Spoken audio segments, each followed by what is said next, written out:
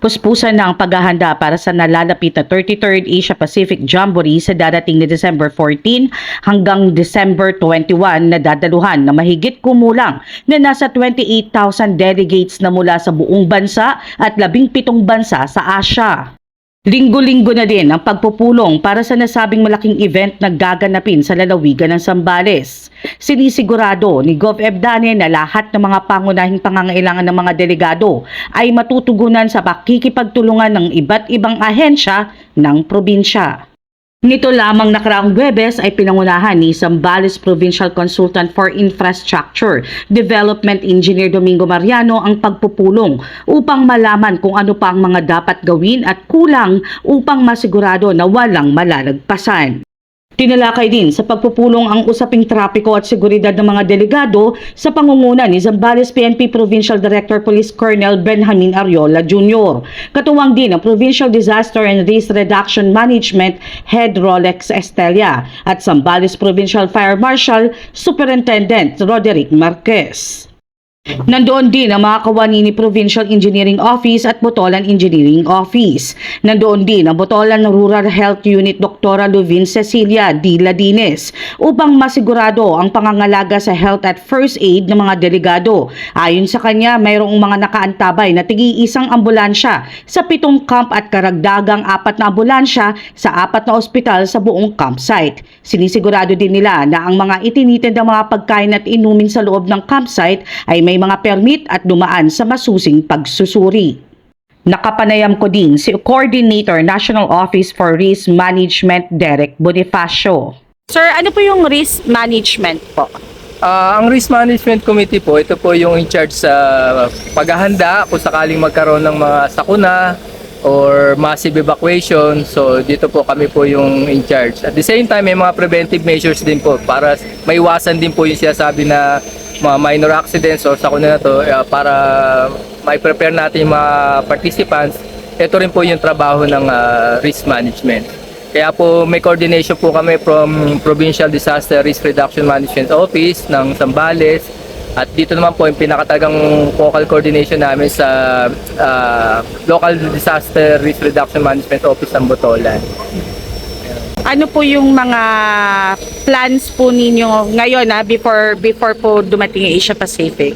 Lalo na risk management po. Mga safety measures, preventive measures po na ginagawa po, constant advisory po sa mga participants regarding weather updates, ano yung sitwasyon sa CAP na para paghandaan nila, mga dapat nilang dalhin, at yun po, yung paghahanda ng mga participants na para sa Jamboree. Then in case naman po na magkaroon ng massive evacuation, like for example, hindi po natin maalis na according sa Office of Civil Defense, we are expecting at least 2 typhoons pa darating ito noong December.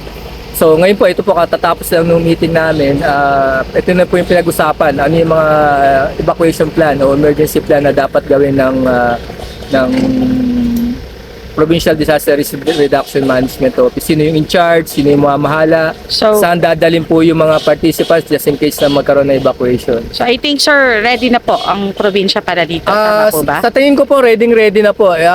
Binigyan po tayo ng assurance even naman po nung nakaraang 2019 ng National Jamboree.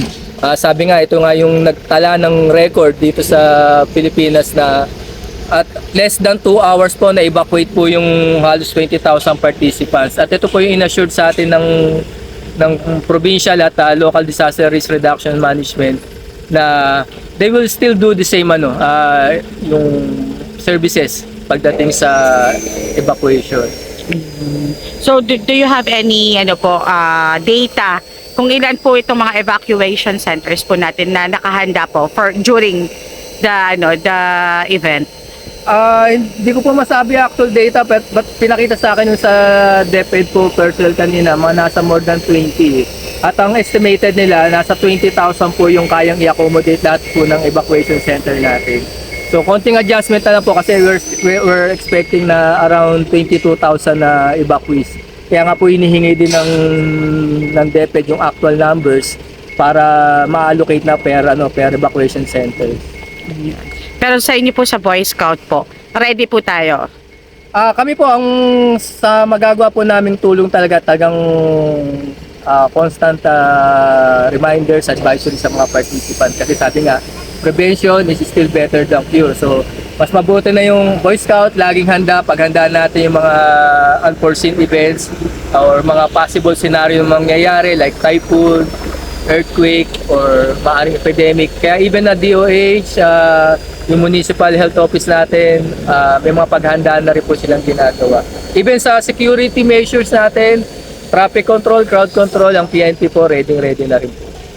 So, ready na po tayo. Ready na po ang province ng Botolan at ang Boy Scouts of the Philippines. Ayan, okay.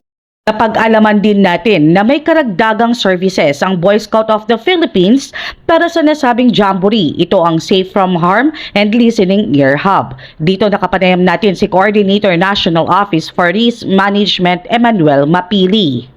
Dito po sa Jamboree, no, maglalagay tayo ng tinatawag na safeguarding, Safe from Harm Hub na tinatawag natin. Pero sa Boy Scout po, yan yung ating safeguarding policy. Dito po ay in-cater natin yung mga child protection cases. Ayan. Sa local, yan yung ating mga violence against women and children. Kasi may mga cases din po tayong ini-elevate, sinusolusyonan. Opo, pero bakit kayo nag-come up po sa ganito pong another additional para po sa service po sa ating Boy Scouts? Hindi po sa mga jamboree at may mga po yan, young people, hindi po naiwasan minsan yung mga cases ng bullying, mga ganyan. So, para maiwasan po yan, meron po tayong mga, yung Safe from Harm table na tinatawag or Safe from Harm Hub para matugunan po. Preventive po yan, preventive and responsive po para dun sa mga cases natin during jamboree. So, sir, ano ginagawa po dito? May counseling, may evaluation? Meron po tayong mga social workers, mga professional po na tumutugon. Dito po ang partner natin ay yung ating PNP, yung WCPC. Ayan, sila po yung makaka-partner natin dito. Kapartner din po natin ang Provincial Social Welfare and Municipal Social Welfare na sila naman po ay eksperto dyan na talaga na nag-aawak ng mga cases ng children. Ayun. Sir, sa inyo din dadaan just in case po na, di ba, bawal din po yung liquor natin dito sa loob po na kasama po yan.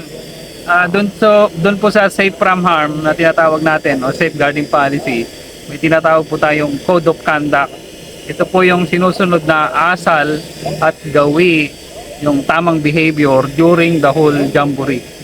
So, yung Code of Conduct po na yan, maglalagay po tayo in places dito sa campsite para makita po nila, ma-remind sila.